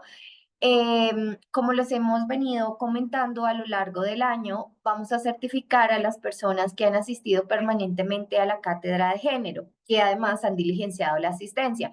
A estas personas en esta semana les va a llegar un correo para que por favor diligencien el formulario completamente. Es importante que se diligencie completamente y que lleguen hasta el botón de pago, que no tiene ningún pago.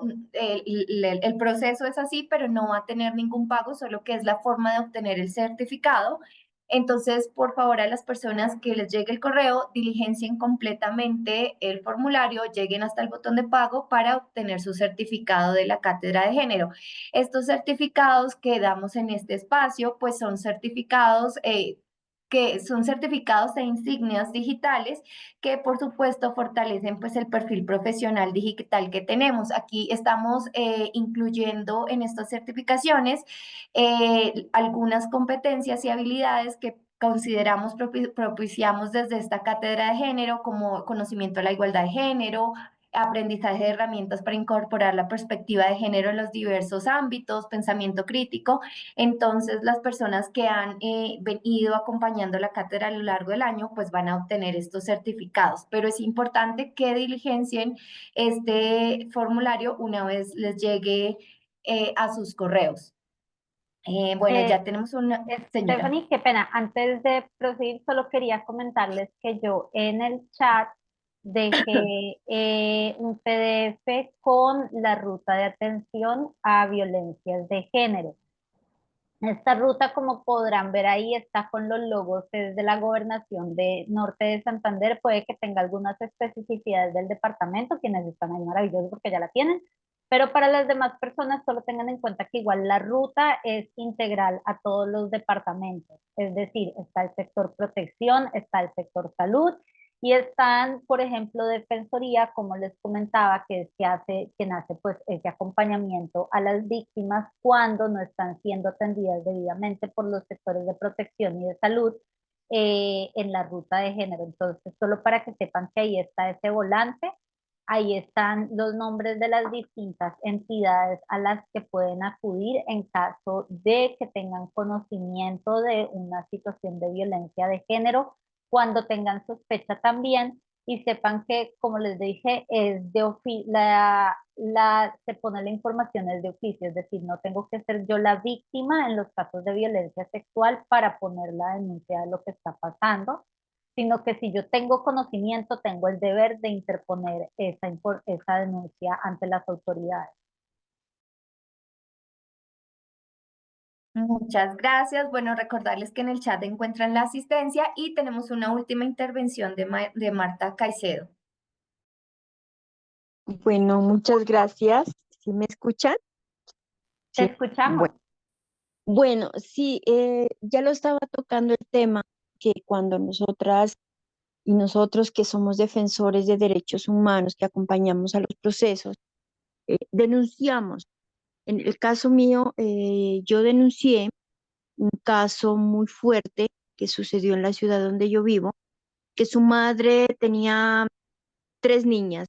Dentro de las 3 niñas, 2 eran del esposo de la señora con el señor, y la otra niña era solamente de ella, o sea, venía siendo la entenada.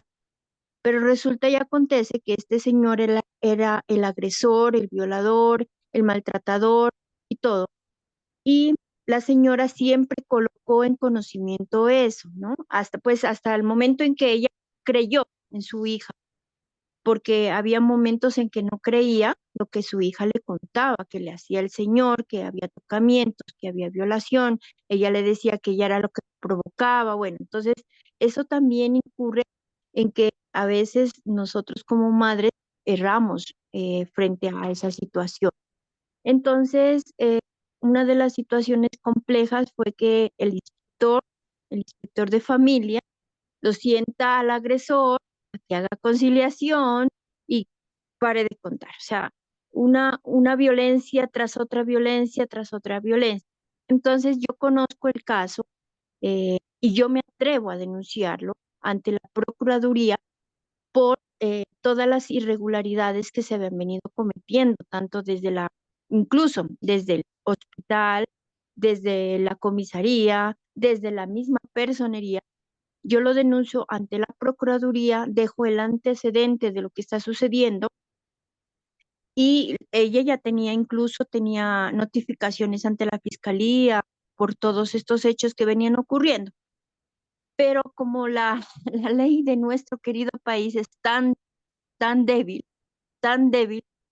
no hicieron actuación a tiempo, no hubo nada, ¿no? Y hoy en día yo soy la amenazada frente a esos hechos que yo los denuncié, que yo supe de todas las fuentes posibles por haber denunciar y poder proteger sobre todo a esas niñas. Pero resulta ya ahora ya acontece que al señor ya le dieron privatizada de pena, pero le dieron casa por cárcel, y esa casa por cárcel se la dieron justo con las niñas agredidas. O sea, me parece algo tan complejo, o sea, esa situación me ha parecido tan compleja, y ahora una de las cosas que la niña menor está embarazada y según los testigos, según todo lo que venía pasando, la niña menor está embarazada del mismo papá. O sea, mire, esa violencia, de todo tipo de violencia, estructural, económica, psicológica, sexual, con el mismo agresor, está en la misma casa, tiene a la niña menor violada, embarazada, y, y el señor, sí, bien, gracias. Y las denuncias que se vinieron haciendo y todo eso, nosotros como defensores nos vemos amenazados frente a toda esa situación. O sea, sí es complejo muchas veces lo que usted dice. Si la persona agredida no lo hace y si nosotros tenemos conocimiento, lo hacemos, pero mire a lo que nos exponemos. Nos exponemos a eso, a que sigamos siendo perseguidos, que sigamos siendo estigmatizados y frente a eso las autoridades no hacen ni nos dicen nada. Entonces, sí vemos con preocupación esta situación frente a todo el tema de violencia. Muchas gracias, Marta, por comentarnos esta experiencia que estás enfrentando, que me parece supremamente dolorosa, que me parece supremamente frustrante, porque ahí es cuando uno se da cuenta que muchos escenarios de violencia se habrían podido prevenir si el Estado actuara debidamente en los momentos en que se interpuso la denuncia de violencia de género. Esto que tú cuentas lastimosamente es algo que se reitera en muchísimos casos donde desde el inicio de la ruta de atención, cuando se pone en conocimiento de las autoridades, los entes estatales, ya sea desde el sector salud o desde el sector protección, lo que hacen es victimizar a las mujeres, enfrentarlas con sus agresores, dilatar la generación de respuestas, dilatar las respuestas, y cuando se empiezan a activar las respuestas, hacen esto, que por ejemplo les ponen casa por cárcel con las mismas víctimas y niñas ahí. Y eso es algo muy común donde a los agresores se les deja en casa por cárcel con las mujeres que están siendo víctimas de sus violencias. Y ahí es cuando una se da cuenta que el trabajo del Estado se queda corto. Y no solo se queda corto porque no alcanza a identificar toda la complejidad de las violencias que están ocurriendo, sino porque en muchos casos el Estado es quien también agrede. Todo esto que estás comentando acá no ha debido ocurrir desde el momento en que se puso en conocimiento la situación. Y sin embargo, si se llegaron hasta esos extremos donde también tu vida está siendo amenazada y la vida de las defensoras, porque eso que dices también es cierto, eso pasa mucho, a las defensoras que acompañan a víctimas de violencia de género terminan amenazadas. En muchos casos son mujeres que cuando terminan amenazadas amenazan también a sus familias para que se queden, para que se queden calladas, perdón.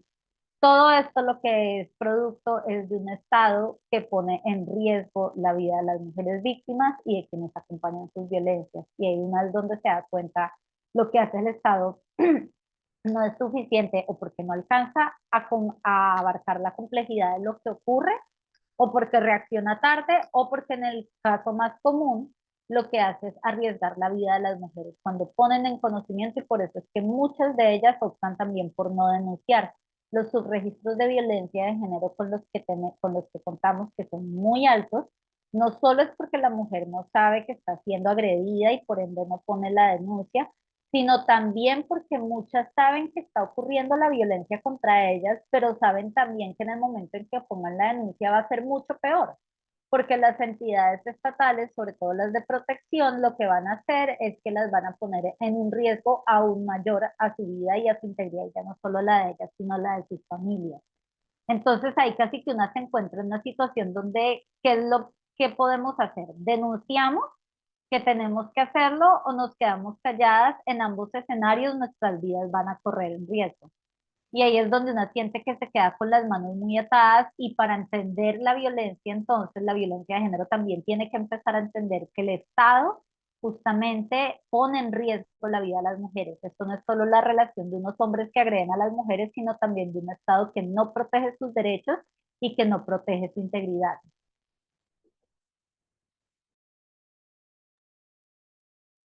Muchas gracias, Adriana, y gracias para todos y para todas quienes están hoy en esta sesión de la cátedra. Gracias por estar aquí, por su compromiso, por hacer parte de esta lucha en erradicar la violencia de género.